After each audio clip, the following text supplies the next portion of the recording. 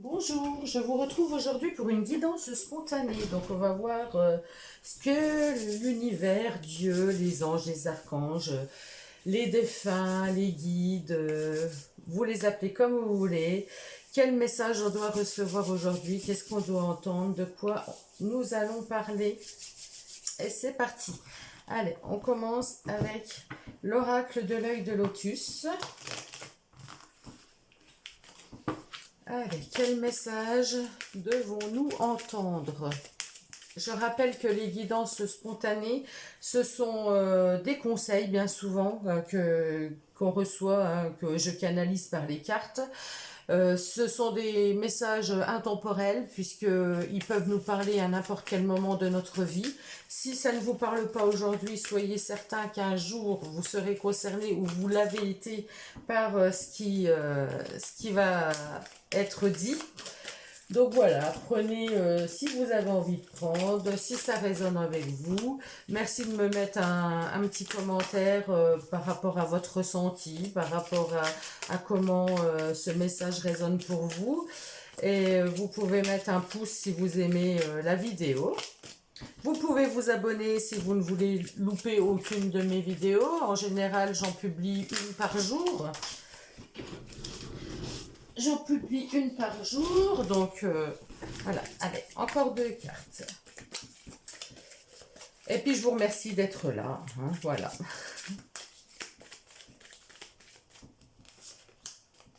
Encore une, s'il vous plaît. Une dernière carte, voilà. Allez, allons voir ce message. Ah, on nous parle de la mort, on nous parle de l'espérance et on nous parle de la prudence. Donc la mort, c'est la transmutation, c'est la transformation profonde. Mourir et renaître, hein, donc il n'y a jamais de mort, une fin sans une renaissance. Toute fin amène quelque chose de nouveau derrière. Déjà, ça c'est important de le savoir. Donc la mort, c'est vrai que ça peut parler de la mort physique. Il y a des personnes qui sont confrontées à un deuil, hein, mais ça peut être aussi une mort intérieure. Il y a quelque chose en vous que vous laissez partir, que vous coupez, vous laissez partir des blessures, vous laissez partir un travail, vous laissez partir une personne.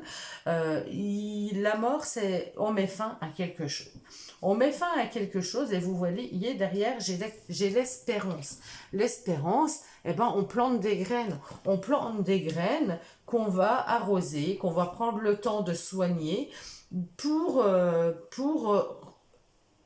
élever. Pour élever, vous voyez là, il a planté une graine, on va dire de pommier par exemple, c'est un arbre, ou un petit arbuste, il va falloir le nourrir. Il faut le mettre dans la terre pour lui donner de la nourriture, il va falloir lui donner de l'eau pour lui donner à boire, et il va falloir vraiment s'en occuper, lui donner de l'amour pour qu'il grandisse. Donc quand on a une blessure profonde, quand il y a quelque chose avec laquelle on a coupé, que ce soit une blessure sentimentale, une blessure physique aussi, parce qu'il y a des blessures physiques, hein, quand on arrive à la fin d'un processus comme ça, où on a été obligé de laisser partir quelque chose, où on s'est délivré de quelque chose, parce que la mort c'est une délivrance, hein, derrière il y a toujours un espoir. On prend du temps, ça prend du temps à se reconstruire, ça prend du temps. Alors si vous avez perdu quelqu'un, si vous êtes en période de deuil et que ça vous parle, c'est vrai que ça prend du temps à se reconstruire. Comme un arbre qu'on va planter, il va pas donner des fruits le lendemain, hein. Vous plantez un arbuste, il faut attendre plusieurs années avant d'avoir les premiers fruits. Et là, nous, on est pareil, le corps humain, il est pareil. Le corps humain, il a besoin pour reprendre, euh, pour guérir de blessures, il a besoin de prendre le temps. On a besoin de prendre le temps. On a besoin de se nourrir de bonnes choses. De bonnes choses. Alors, quand je dis de bonnes choses, c'est pas forcément l'alimentation. On peut se nourrir aussi par des choses qu'on aime faire. Si vous aimez l'écriture, par exemple, si vous aimez la lecture, si vous aimez aller vous balader en forêt, ça c'est de la nourriture, c'est ce que j'appelle la nourriture spirituelle. Ça nous nourrit, ça nous renforce. On a besoin de se nourrir comme ça, de s'apporter des choses qui vont nous faire du bien. pour pouvoir grandir, pour pouvoir passer ce cap. Alors on nous parle de prudence. Eh ben oui, la prudence. Ça peut être la prudence de ne pas vouloir aller trop vite. La prudence, il faut faire attention. On nous dit de faire attention, on nous dit qu'il peut y avoir des obstacles sur la route, que tout n'est pas toujours tout beau, tout rose. Un arbuste qu'on vient de planter, eh ben c'est vrai qu'il peut être charrié par le vent, par les orages, il peut avoir une branche qui coupe à cause de l'orage. Donc on nous dit d'être prudent. Les choses vont aller doucement, mais sûrement. Il ne faut pas vouloir aller trop vite. C'est vrai qu'un processus de deuil, alors moi j'ai presque envie de dire un processus de renaissance plus que de deuil, parce que le deuil, eh ben, ouais, pour moi ça veut pas dire grand-chose en faire. Faire son deuil, non. Renaître, retrouver de la vitalité, retrouver de l'envie, retrouver quelque chose qui nous anime, retrouver cette force vitale, cette force intérieure pour avancer, pour continuer, pour s'élever à nouveau. Oui, ça me parle. Donc là, on nous dit bah, qu'il faut aller doucement, il faut prendre du temps, il ne faut pas vouloir aller trop vite. Qu'est-ce que j'avais en dos de deck? Je vais regarder. Effort. Eh bien oui, ça demande des efforts, effectivement. Ça demande des efforts, ça demande du temps, ça demande de la patience pour pouvoir se relever de quelque chose qu'on a coupé, quelque chose qui est difficile, quelque chose qu'on a dû laisser partir, quelque chose qui se termine.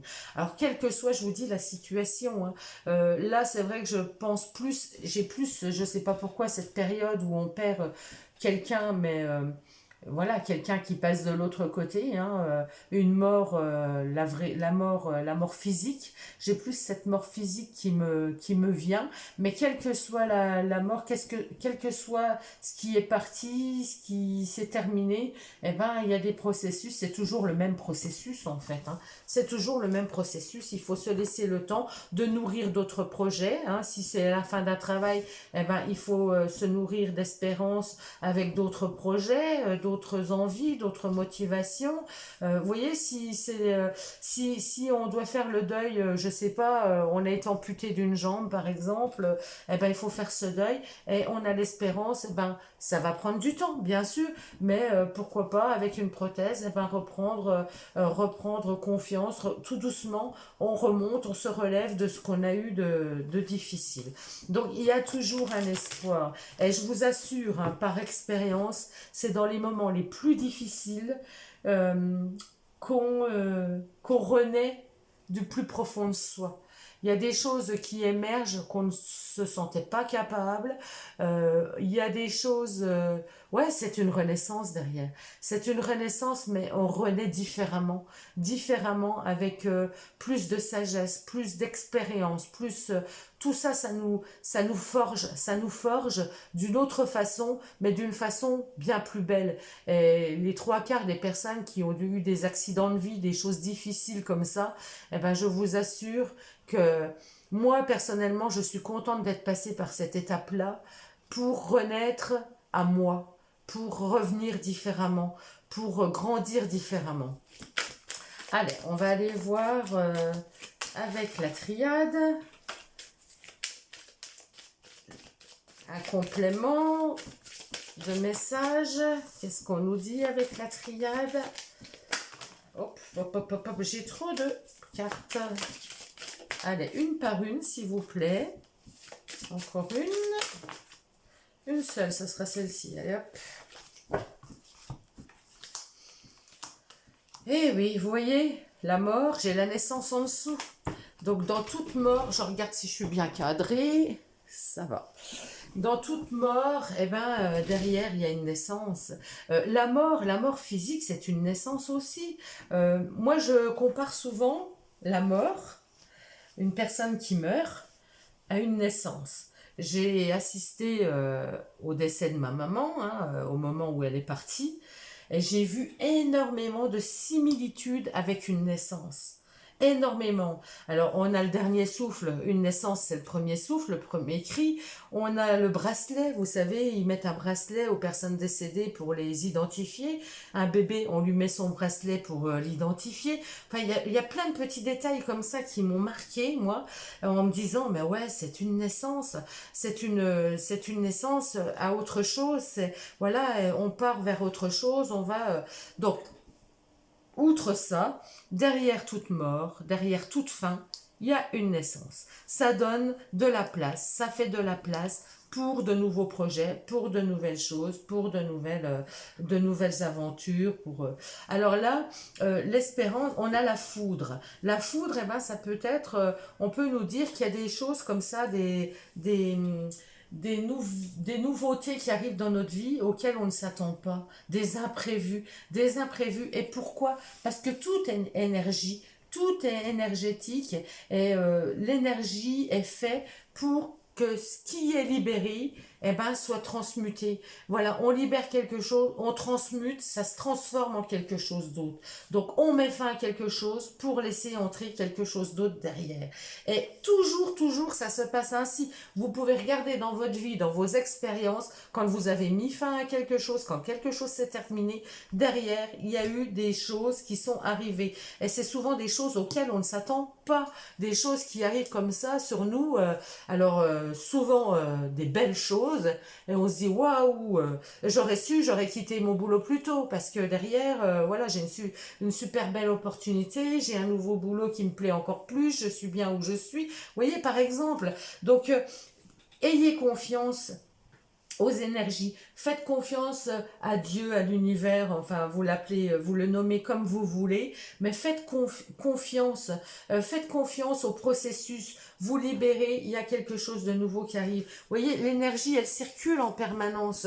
La roue, elle tourne pour tout le monde. C'est du mouvement, c'est toujours en mouvement. Donc, il n'y a pas de blocage. Vous n'allez pas vous arrêter sur quelque chose qui vient de s'arrêter. Derrière, vous êtes, je sais pas, vous étiez marié depuis 30 ans, vous venez de vous séparer, c'est complètement difficile, tout ça. Mais ayez confiance que vous allez renaître à quelque chose d'autre. Il va y avoir de nouvelles aventures, il va y avoir de la nouveauté dans votre vie et des choses auxquelles on ne s'attend pas. Des choses auxquelles, des choses qui nous tombent dessus et on se dit waouh! Donc voilà. Donc faites confiance au processus, faites confiance à la vie. Toute fin annonce un début. Voilà le message qu'on doit recevoir aujourd'hui. Waouh, quel message! Je vous assure, il y a des moments, j'ai des larmes aux yeux, moi, tellement c'est puissant. Hein. On va prendre un petit message du petit oracle des anges. L'archange Uriel. J'adore. Une magnifique transformation spirituelle s'opère en ce moment dans ta vie et dans ton monde. C'est l'union du ciel et de la terre, de l'esprit et de la matière. Le cœur et l'esprit s'unissent dans un équilibre harmonieux. Vous voyez, je vous parlais de transformation. On parle de transformation, on parle de choses qui se terminent pour laisser de nouvelles choses. Une évolution pour évoluer, c'est magnifique. Je vous le relis une fois. Archange Uriel. Une magnifique transformation spirituelle s'opère en ce moment dans ta vie et dans ton monde. C'est l'union du ciel et de la terre, de l'esprit et de la matière. Le cœur et l'esprit s'unissent dans un équilibre harmonieux. Merci infiniment pour ce beau message. Je vous souhaite à tous une belle fin de journée. Je vous embrasse. Dites-moi si ce message vous parle en ce moment. Mettez un pouce si ça vous plaît. Enfin, vous pouvez... ma chaîne, c'est votre chaîne. Vous y êtes les bienvenus. Si vous avez envie de vous abonner, abonnez-vous.